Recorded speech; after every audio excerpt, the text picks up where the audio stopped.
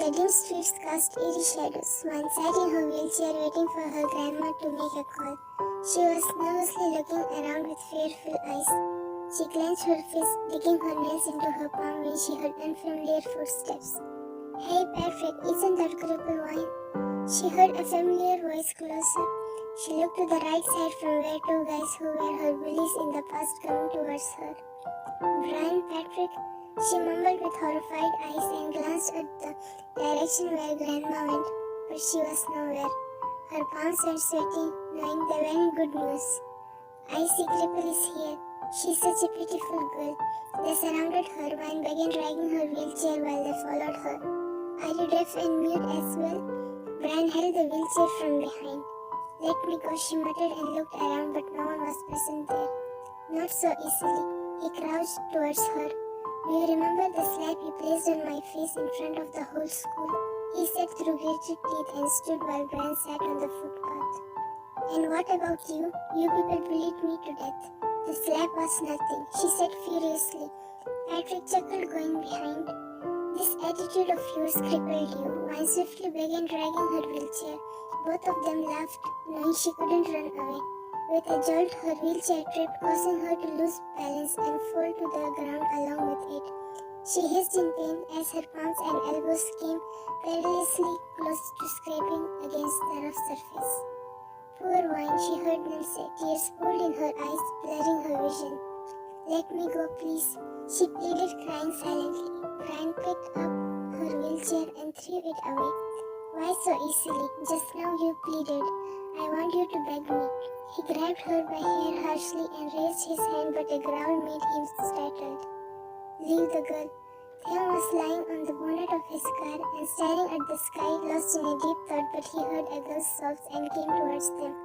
His forehead veins bulged with anger. "Stay out of our business." Theo stood still, staring at them with a kind of gaze that scared them to the core. Brian stepped forward, composing himself while Patrick held Wine by her elbow and dragged her. "Leave me, you piece of shit," she muttered. All this while, Theo hadn't spared a glance at her. Wine wasn't expecting the stranger to risk his life and save her. Theo stepped forward and kicked Brian in the stomach so hard that he doubled over the pain, gasping for air. Patrick released Wine and stepped to throw a punch at Theo, but he held his hand and twisted it. Wine gasped, hearing a bone-breaking sound with Patrick's scream. Theo punched him. He fell onto the ground. He placed his leg on Patrick's chest, who let out a whimper. Patrick couldn't breathe. He could see the white dots in front of his eyes. Wine studied Theo's face. He was handsome, with dark eyes and a strong jaw, full lips and a strong body. His hair was longer and messy on the front, covering his forehead. Theo moved back, seeing Patrick passing out, and took menacing steps towards Brian. He looked deadly, as if human lives meant nothing to him at all. "Hey, stop." He didn't turn towards her, but she saw him relax. Wine took a deep breath and spoke. "He will die if you hit him more. Didn't you go yet?" His deep, cold, icy voice made her shiver. He stepped back and made his way towards his car. "Hey, listen." He stopped and turned to face her. He stared at her and their eyes met. His eyes were hollow. They carried the same darkness that her own eyes had. "Why are you still sitting there?" Wine pointed at the wheelchair. "Could you please bring it here?" He blinked twice and brought her the wheelchair. "I hope it is fine," he heard her mutter as he kept it before her. "It's fine." He crouched down to her, and in a blink of an eye, Wine felt herself in the air. She gasped, holding onto his shoulders. She stared at him from closer. He stilled his gaze at her. Wine didn't avoid eye contact with him, his eyes taking her in like she was some oddity. He slowly bent over and placed her in the wheelchair. His gaze landed on her bruised hands. "That's bleeding." "This is nothing. It doesn't hurt." Of course that was nothing. He had seen worse than it. He glanced at her knees, which were bleeding as well. Wine followed his gaze. A bitter smile formed on her face. "I don't feel any pain there. They're numb." She mumbled to herself, but Theo heard it. He stared at her. Wine's trance broke, feeling his gaze, and looked at him. His eyes had something maybe pretty. She composed herself. Don't pity me. By the way, thank you for earlier. He didn't respond. Instead, he slid out a handkerchief and crouched before her. He gently cleaned the bruise, so gently that she barely felt any pain. Grandma's voice brought her back to her senses. Why, what happened? Are you okay? Did he do that? She asked, pushing away Th, who passed her a death stare. She held Wan's face, who smiled in response. Th felt himself drowning in the bright smile, which seemed to lighten everything around them. I'm sorry, I shouldn't have left you alone here. Nothing, Grandma, I'm fine. This gentleman helped me, she said, pointing at Th. Grandma looked at Th, and then the silhouette of two men grabbed her attention. They did it right, she asked, pointing at Patrick, who was lying unconscious while Brian was dragging himself. She had totally forgotten their presence. Yes, they did. Grandma rolled up her sleeves. Grandma, leave them. He already taught them a lesson. Let's go home. It's getting late, please. She let out a sigh. Thank you for helping her out, she said to Th, who just nodded. When that stepmother of yours sent back the driver. I don't know what got into my son when he married her. She mumbled. When bit her lower lip. Let me drop you, he said out of the blue. Grandma's eyes lit up. My car is over there. He pointed at the car. Now it's fine, we can go. Sure, why not? They ignored Wine. Th carried her once more, but this time she didn't look at him, while Grandma already made her way to his car.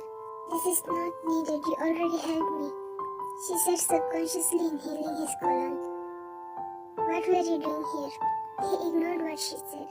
Grandma had an appointment with the doctor. We were on our way back, she spoke, looking at the two cars that arrived, and a group of men stepped down. They boarded Th as he passed by, and they dragged Brian and Patrick to the cars. One of them picked up Wine's wheelchair. She didn't realize when he called them. Th gently placed her in the back seat while Grandma was already in the passenger seat. He must be some well-known, wealthy guy, Wine thought to herself, and shook her head. Time skipped. The hushed conversations and occasional sounds of the ringing phones filled the air, creating a sense of purpose and productivity. The wheels of Wine's wheelchair glided over the smooth tiles of the hallway as she made her way towards the door of her father's office. She swallowed hard, thinking how hard work her mom did to create this, and how easily it fell into the hands of her father and stepmom. Her mom couldn't even see it growing and becoming successful. A familiar voice brought her back to her senses. Wine, it's been so long, how are you? The guy in his mid-50s approached her. I'm good, Mr. Lee, how are you? As you can see, I'm still young, he said, smoothing his hair with his fingers. Wine chuckled. Indeed, you're still young. She remembered how good Mr. Lee and her mom's friendship was. Did you come to meet your dad? His expression turned serious. Yes, I have something important to talk to him. He's having a meeting with Kim Th in his office. I just saw Sam went to his office as well.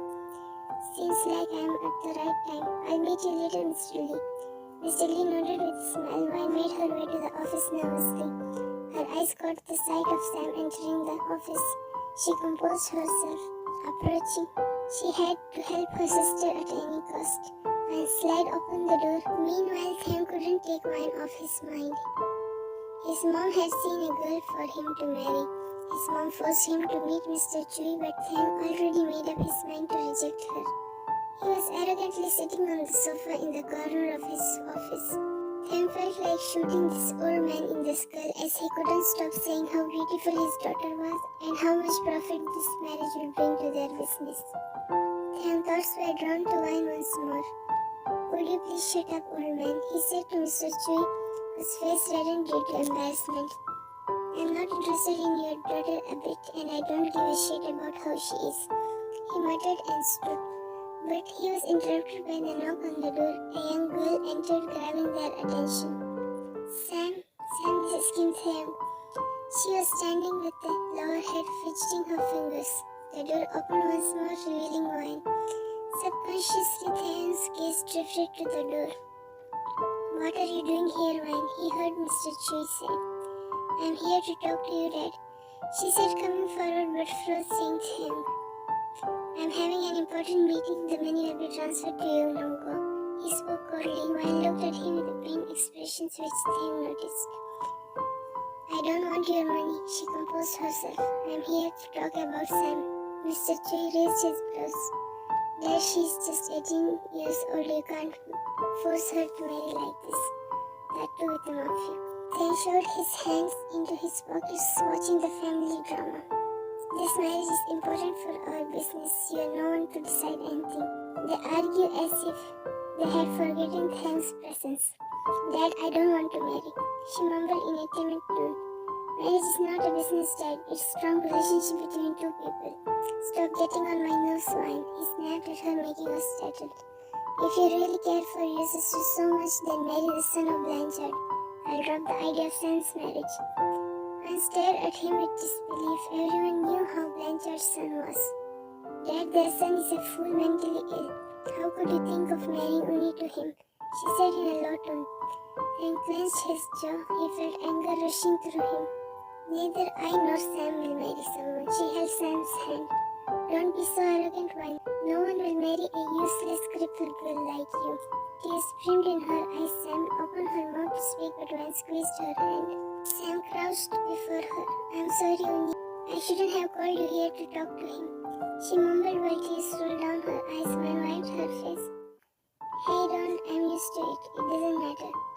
I'll marry your daughter. They realized he was still there. Wine glared at him. Chewie smiled. Then stepped forward.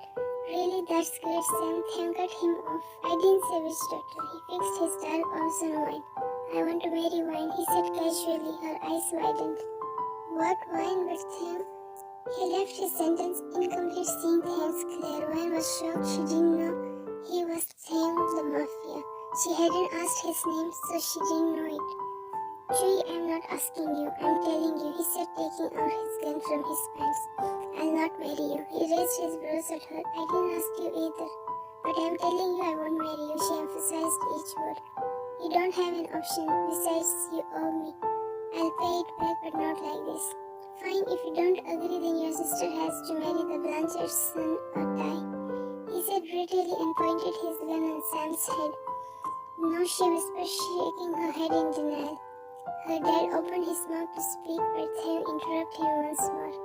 You're the next Chewie. Don't even think to spit shit again. You have no idea how close I have been to pulling the trigger and emptying all the bullets into your throat. He muttered through a clenched jaw. Chewie regretted the moment he offended this crazy man. Kill me then. Are you out of your mind, Sam? She shook her head. I dragged you to this mess, Uni. My mom has already made your life hell. I don't want to worsen it. Alright, he shrugged his shoulders nonchalantly. Why did you expect him to shoot? No, stop, please, I'll marry you, I'm ready. She cried, then shot the wall, but no one flinched as it had a silencer on. That's like good girl. He came closer to her and held her hand. Let go of my hand, she said through gritted teeth, then glanced at the bruises that were bandaged.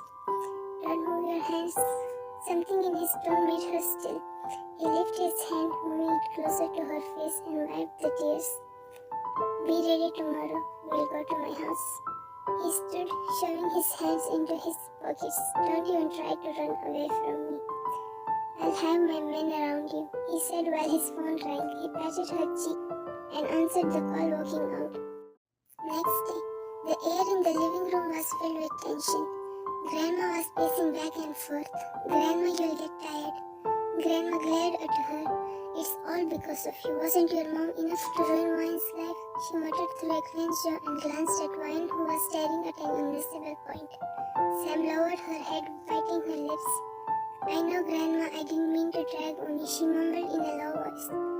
Shut up, Sam. You can't imagine how badly I'm holding an urge to not hate you on that empty skull of yours. Stupid girl, you could have told me. Grandma rolled up her sleeves and took menacing steps towards Sam. Grandma, don't tell her anything. She's done nothing. Wine said in a serious tone. Grandma let out a sigh and sat holding her head. Sam, why are you such a fool? That bastard would be here. His guards have not moved an inch since last night. Grandma wept, tears flowing from her eyes. Sam hugged her. I'm sorry, Grandma. Wine's face contoured with anguish as she gazed at them. Grandma, I didn't tell you something. She spoke staring at her palms blankly which were placed on her lap. Grandma broke the hug. What's it? 𝐾𝐬𝐬 is the guy who helped me the other day. Grandma's eyes widened in surprise. What, that guy? Wine nodded without looking at her. Grandma was silent for a while and then spoke. He's kinda good guy. Only is that why he said you owe him? Wine hummed in response. The sky screeching grabbed their attention. Sam moved closer to Wine and held her hand. He's here, she whispered with horrified expressions. Soon the door opened, revealing him. His cold gaze turned tender as he caught the sight of Wine, who looked away. Grandma passed him a glare and stood in front of him, blocking the sight of her. Nice to meet you again, Grandma, he said with a cold face and insincere tone. I can't say the same to you. Now get out of here. You can't force my granddaughter like this. I don't see anything bad in getting married, he said, glancing at his wristwatch. Getting married is not wrong, but the way you're forcing someone is wrong. She snapped at him. He looked at her coldly. Grandma, I won't say anything to you just because I'm considering your age. Please move out of my way. I wouldn't like to drag you away, he said in a menacing tone. Grandma, she whispered from behind. Grandma let out a sigh. Don't bring the documents. A man behind him handed him a file. Then opened it and stepped towards Wine. Sign this. He held it before her. Grandma passed him a questioning gaze. Marriage papers, I have already signed them. Do it fast, we have to leave. Wine held them with trembling hands. John handed her a pen. The silence of death overshadowed the living room. She closed her eyes and signed it. Hans' eyes smiled seeing the signature. He squinted towards her. Let's go, Mrs. Kim. He placed a long tender kiss on her forehead. Wine trembled under his touch. Sam's sobs caught her attention. Then rolled his eyes, shoving his hands into his pockets. Grandma stared at him intently. Somehow she felt relief wash over her, seeing his different side for Wine. Stop crying, Sam, she said softly. Sam squeezed her in a warm embrace. I'm sorry. Typical family drama ended fast. Grandma stepped towards Wine and placed her hand on her head. I wish you both happiness. She kissed her crown and embraced her. He's not as bad as he looks. Trust me, you'll be happy. Grandma whispered into her ear and pulled out. She passed her an assuring smile and squeezed her hand. Grandma dragged her wheelchair forward. Sam, she called her out. Sam came closer to her and crouched before her. Go home, Mom would be worried for you. You have been here since last night. Sam swiftly shook her head in denial. I don't want to stay where relations are not valued. I'll stay with Grandma, she's alone anyway. Wine held her face and wiped her tears. I want Grandma to move to that house. She'll be with you. As Wine said this, she gasped, feeling herself in the air. Stop worrying about their house. You have your house and husband to worry about. Wine had held her breath due to his sudden move. What are you doing? Let go of me.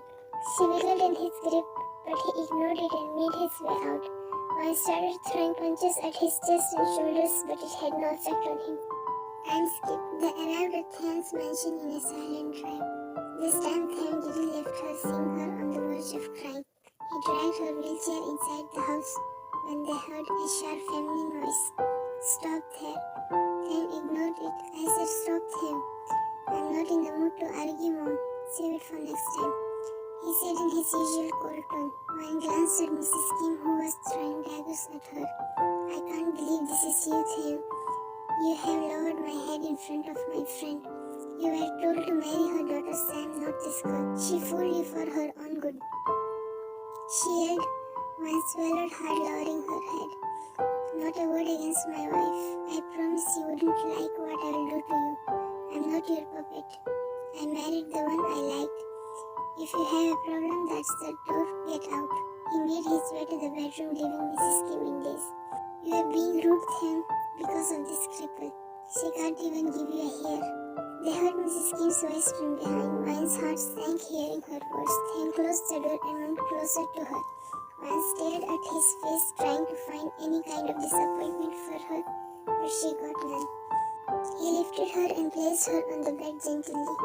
You made a joke of me in front of the whole world. You gave them a reason to accuse me. Than sat beside her. You don't have to care about anyone. Whoever accuses you will bear the consequence. She bitterly chuckled and looked into his dark eyes. Don't fight your family. I can give you nothing. You brought yourself a burden. I can't stand or walk for the rest of my life, she said in a low tone.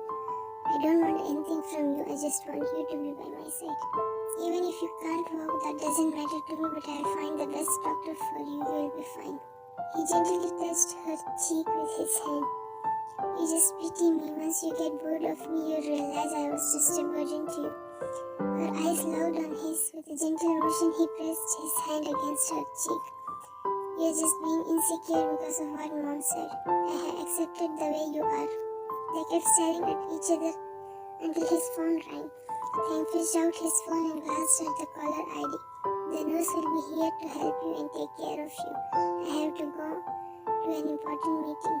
He stood, kissed her temple and walked out. Man let out a sigh and looked around the unfamiliar room. At night, the nurse was by Wayne's side until Thane arrived home. Now Wayne was lying on the bed, her back facing him. Her body grew sore from lying in the same position for 3 hours. She moved her upper body a bit and tried to straighten her lower body, but she felt a sharp sting in her back and even more so in her spine. She closed her eyes and let out a sigh. What happened? Do you want something? She opened her eyes and saw him staring at her worriedly. She pursed her lips and shook her head in denial. Do you want to lie on the other side? He asked, noticing she was still lying in the same position. She hesitantly nodded, biting her lips. You could have told me, he said and straightened her. Thank you and sorry I woke, she mumbled in a low tone. Then squinted closer to her. As his face drew closer, they could feel the warmth of each other's breath. He tenderly tucked the hair behind her ear, revealing her delicate features. You didn't wake me, I woke up by myself. Wayne lowered her gaze. You have troubled yourself. This is just a burden, she spoke, ignoring the pain in her back, which rose with each moment. Did I say something like that? She shook her head in denial, still looking down. Look at me when I talk to you. He held her chin and lifted her face. This sudden relationship is a burden to you. You can't accept me, right?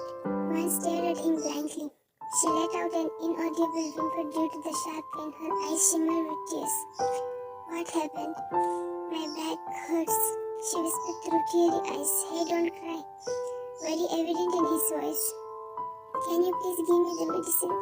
Then swiftly got down the bed and took out the medicine box. Wayne gestured to the painkiller. He helped her sit and gave her the glass of water and the medicine. He held her hand gently, grazing his thumb over it. Thank you, she said after swallowing the medicine. Do you feel it the whole day? Daily at night. Her voice came out low and weak. She tried hard not to cry. Didn't you go to the doctor? She shook her head in denial.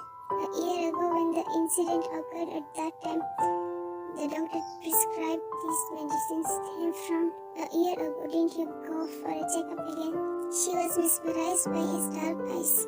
I did. They said there might be a few chances for me to stand back on my legs, but the treatment would take a long time.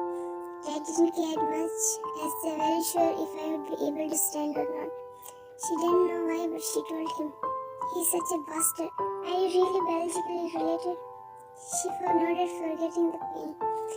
Why doesn't he care about you? This was the first time he was talking so much with someone. He was forced into the marriage with my mom. He never liked her. In his eyes, I'm just a mistake. Sam felt anger rush through him. He let out a deep breath. Subconsciously, Wayne lifted her hand and brought it closer to his face. She brushed the hair from his forehead, revealing it. Sam relaxed instantly and leaned closer to her, gently pressing his forehead to her. He's a jerk, he whispered. How did the incident occur? Wayne let out a long breath. I had bullies back in the school. A year ago, my classmates called us for a reunion party. Those bullies were there. I went to the rooftop feeling dizzy. They came to beat me up and I didn't realize how I fell from the roof or did someone push me. The anger coursing through him made the veins in his neck and forehead visibly pop out. Why would they still bully you after so many years? He muttered through clenched jaw. Back in the school, I had hit them back and complained against them. They were expelled, maybe that's why they were still holding a grudge against me. That night when you saved me, those guys were also involved. Thames' eyes darkened. He tried hard to control his anger. You must sleep. If you sit like this, your back will hurt. Wine nodded, feeling better. Next morning, Wine woke up later than usual. Thames wasn't in the room. She was feeling nauseous. So she sent the nurse to bring her lemon juice. It's been more than 7 minutes, but the nurse hadn't returned. She was waiting anxiously for the nurse to bring her the lemon juice, but suddenly she felt the vomit rising in her throat. Before she could react, it spilled uncontrollably, drenching the bed, her legs and the blanket. Wine couldn't hold back the tears seeing the mess. Tears escaped down her cheeks. She clutched her chest. She never felt as helpless as today. At the exact time Ham entered the room, he rushed to her side. Are you okay? He asked, glancing at the vomit and then at her. Wine cried harder. He was about to hold her, but she stopped him. No, don't come near me, she said, shaking her head in denial. Fine, but stop crying. I'll call the nurse to help you wash up. She shook her head in denial again. No, don't let her in. Then let out a sigh and lifted her from the bed. Leave me, you'll stink. She was trying hard to move away from him. Stop crying, Wine. It's not a big deal. I can change it later. He carried her to the washroom. Just bring me clothes. He nodded, placing her on the shower chair. Then left the clothes for her and made his way out, but Wine stopped him. Then please don't give the blanket and bed sheets for the laundry. I don't want them to see it and call the nurse. She mumbled. Then nodded, letting out a sigh, and walked out. After 25 minutes, Wine called out the nurse. She handed her wet clothes to the nurse to dry, which she washed.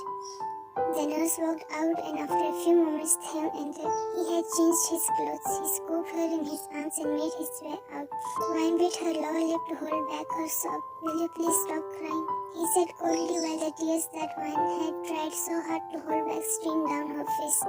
You can't imagine how disappointed I am. He walked out of their shared bedroom. I know I didn't mean to make that mess, she said between hiccups. I'm not disappointed because you vomit. That's a part of our life. I'm disappointed because I thought you were brave, but here you are crying just for a moment. You shouldn't be embarrassed. He entered the guest room. Wine cried hysterically, snuggling into the crook of his neck. I'm so helpless that I can't clean the mess I created. He heard her whisper. He sat on the bed and cradled her. It's okay, you have been through so much. This is nothing. Don't be embarrassed or something you don't have control over. He lovingly grazed her hair, his touch gentle and calming. She tightened her grip around him. His words and touch relaxed her, but she didn't budge. They stayed silent until Wine sniffed and pulled out. Look at your eyes, Wine. What have you done to them? He said, gazing at her puffy red eyes. I'm really grateful to you. Thank you so much. She mumbled, but then ignored it and leaned closer. He softly placed a kiss on her eyes. The doctor will be here any minute. He glanced at his wristwatch. Why? For your checkup. Why did you throw up? Did it happen back in the days? She shook her head in denial. I was just feeling nauseous for a few days. It's not a big deal. I don't want to see the doctor. But I want to. As he said, the door knocked and he gently placed her on the bed while the doctor entered. The doctor said it is because of the indigestion and advised him to make sure Wine eats lighter food like porridge and soup. Thanksgiving. Later that evening, Thain had made an appointment with the doctor for Wine. Wine was still in daze as the nurse told her Thain was washing the blanket and the bedsheet. Wine was surprised. She didn't expect it from him. On the way to the hospital, Wine met her grandma and Sam as they wanted to take Wine's old reports. Now they were in the private room where Thain was glaring at the doctor while Wine was looking at them dumbfounded. Mr. Kim, I think we should start the process, the doctor confusingly said and gestured the male nurses to come forward. Help Mrs. Kim lay on her stomach. Thain's expressions turned menacing. No one will touch my wife. His icy tone made them tremble. He slid out his gun. Did I tell you I want female staff? Why are they all male? He muttered, holding the poor doctor by the collar and making all of them gulp hard. Go and see nurses are here. Both male nurses walked out. I'm sorry, Mr. Kim. Damn. She called him out, seeing the poor doctor visibly tremble. Yes, his expressions and tone softened instantly. Keep your gun away, but she cut him off. I'm scared of it, please.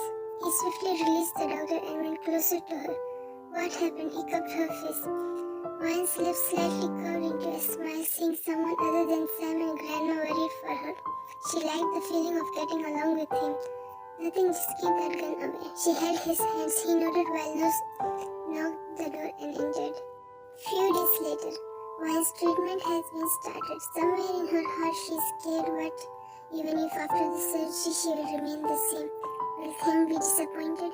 He'll be tired of her and leave her. After all, she can't do anything. Now her mind was surrounded by these thoughts when she glanced at the wall clock. It was past 11:30 and Sam hadn't returned. The nurse was half asleep on the couch. She couldn't leave until Sam returns. Jess, you can leave. No, ma'am, sir has strictly warned me to stay with you until he returns, she said while yawning. Jess, I'm sleepy and if you're still here, I'll be disturbed, so you can leave.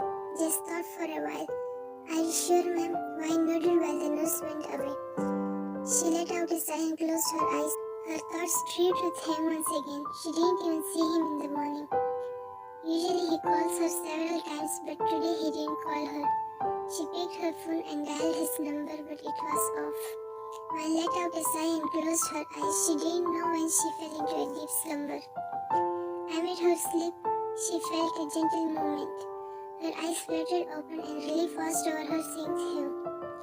Tham, you're back. Why was your phone off? She asked worriedly. Tham lied beside her, facing her. Were you worried for me? He asked in a low tone. She brought her hand closer to his face and gently brushed his hair, exposing his forehead. Yes, I was worried. Why was your phone off? Tham held her hand and placed it on his heart. The battery was dead. He seemed to zone out. Tham, what happened? You don't seem fine. He scooped closer to her. Noor has been worried for me since Dad passed away. His voice came out as a whisper. Today is his death anniversary. Q.'s gaze landed on the scar about his heart, which was peeking through the neckline.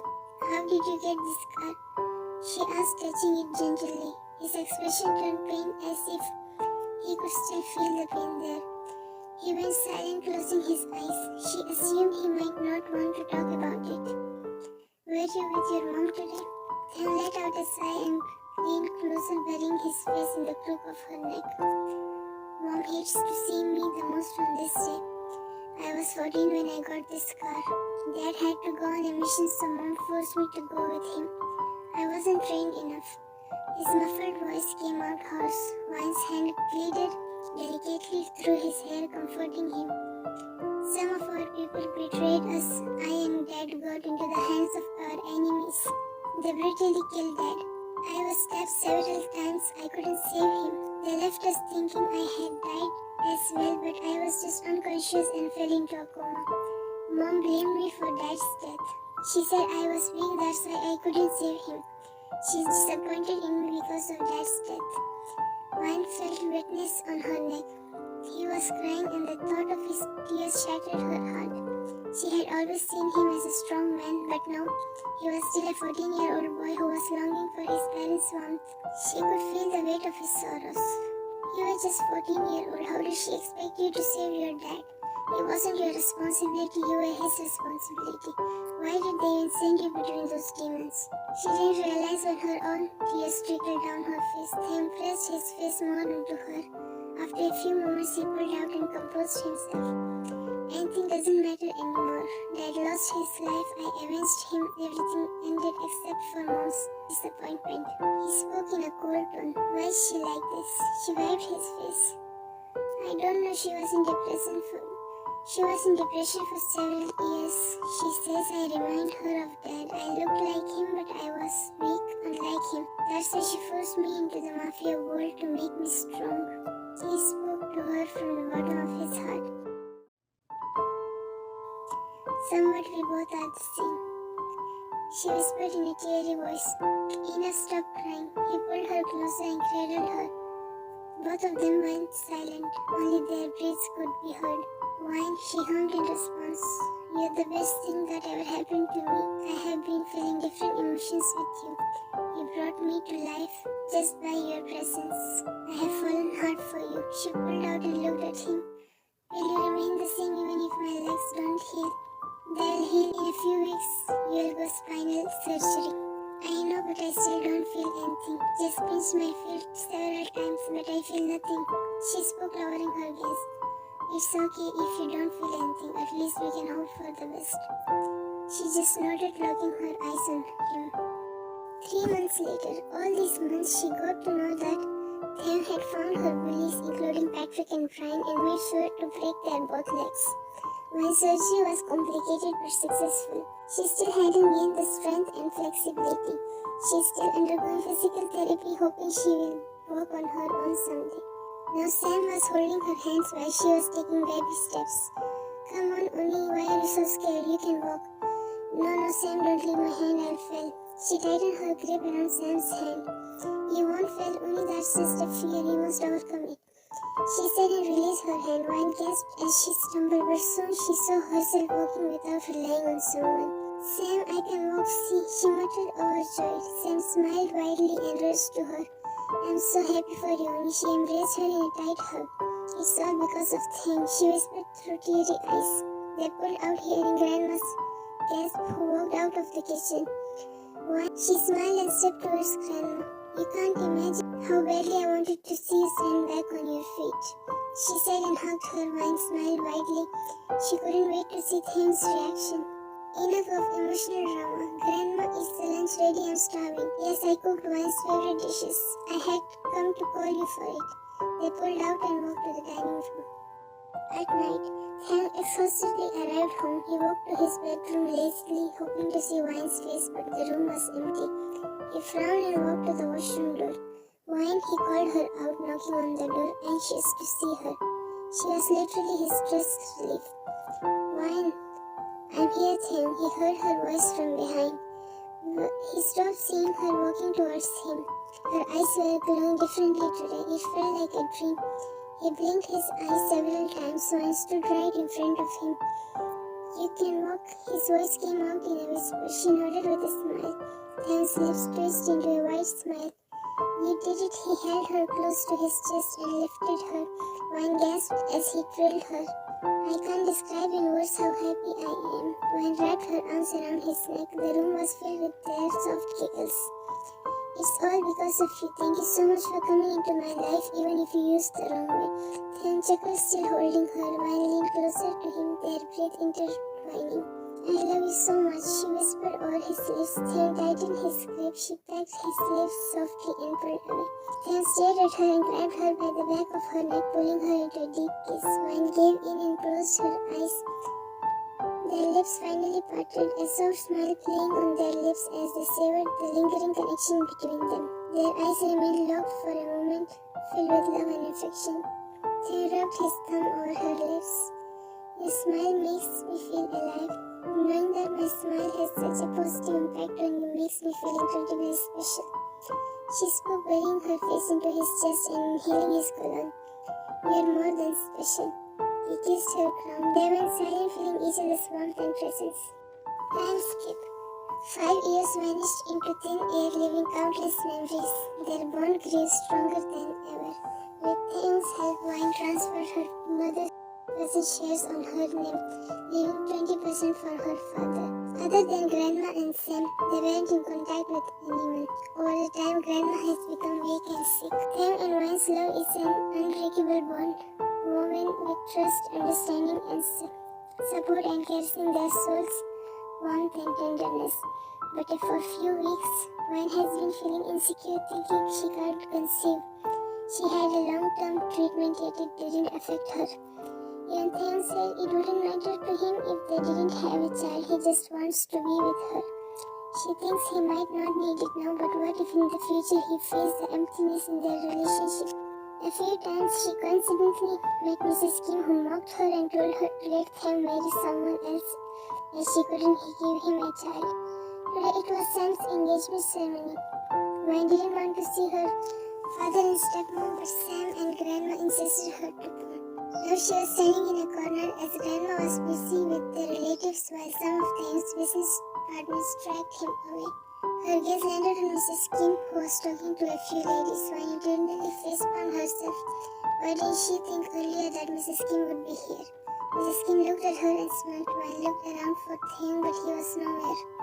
She let out a sigh and made her way towards her grandma, but Mrs. Kim blocked her way with two women. One was young while other one was the age of Mrs. Kim. "Hey, Wine, can you please spare us a few minutes?" "Yes, sure," she said with a forced smile. "Miss Everly, this is Wine, Thames' wife, and Wine, this is Miss Everly and her daughter Lilia." Wine passed them a smile while they nodded uninterestingly. They have been married for 5 years now, and she still didn't conceive. She leaned closer to Mrs. Kim and spoke, but Wine heard it. Her heart sank. She didn't expect Mrs. Kim to tell their personal matter to others. Mrs. Kim shook her head sadly. "I don't know if our bloodline will keep going. How about we let Lilia meet him? I bet they will get along very well." Wine's blood boiled with rage. "Why would you decide if she would meet my husband? Who is she to get along with him?" "I don't have any intention to disrespect you, but don't force me to do something which I don't want to." She spoke in a cold tone. Mrs. Kim clenched her fist. Miss Everly walked away, dragging her daughter. "He's my son," Wine interrupted her. "You lost your son long ago. You killed him with your own hands when he was 14 years old. Now he is just my husband." She muttered through clenched jaw. Mrs. Kim was stunned, but soon she composed herself. "No matter what you say, Tim will marry someone else, if not now, in the future. He will long to have kids and then he will leave you." Tears shimmered in her eyes, but she blinked them away and opened her mouth to speak, but Tim's voice grabbed her attention. "Why do you keep interrupting in my personal matter? If I am happy with my wife, then who are you to decide what I would do and what not? Or is it that you can't see me happy?" His cold icy tone made Mrs. Kim tremble. He stood beside Wine and pulled her closer. Mrs. Kim was silent as if cat caught her tongue. "My personal life shouldn't concern you, and sparing you because you are my mother, or more like for the world." He spoke furiously and dragged away Wine to an empty corner. "Are you really fine with not having a baby?" she asked, tugging onto his sleeve. Tim looked at her with raised brows. "Who told you I'm not having a baby?" She passed him a surprised look. "Come on. Here she is, right in front of me, looking breathtakingly beautiful." He held her face and squeezed her cheeks. "This is not funny," Tim chuckled, placing his hand on her waist and pulled her closer. "Let's be serious now. I really have a baby." He kissed her chin. "With whom?" She thought he's still joking around. "With you, we are having a baby," he said with a smile. She passed him a confused look. "Last time you went for a checkup but didn't get the reports. The doctor called me a few minutes ago and informed me that we were expecting. They tried calling you, but you didn't answer the call." Her eyes widened. She stared at him with disbelief. "Ivy, is it true?" She mumbled through teary eyes. Tim nodded and threw her arms around him. "I'm really happy." "Why are you still crying if you're happy?" He held her face and tilted her head upward. "It's tears of joy," she said with a smile. He shook his head, kissing her nose, and hugged her while Sam captured their moment on camera. They pulled out because of the flashlight. "Carry on, I won't disturb you," she said with a wink and walked away. "I can't wait to inform Grandma." "We'll inform her, but not now, because first we'll go to the hospital." Wine nodded with a smile. "As you want." Tim smiled back in response and kissed her forehead with devotion.